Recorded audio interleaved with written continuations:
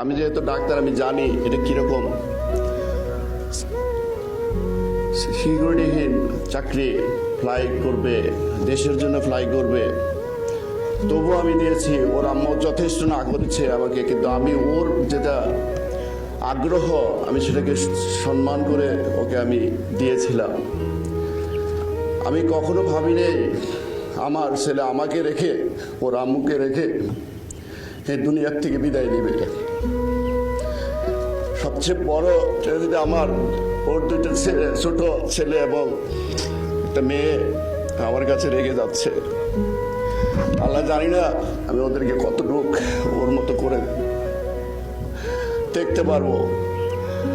আমিও আবারও আপনাদেরকে সবাইকে, বিমান বাহিনী এবং অন্যান্য সবাইকে বিশেষভাবে ধন্যবাদ দিচ্ছি। আমাকে, আমার সন্তানকে যে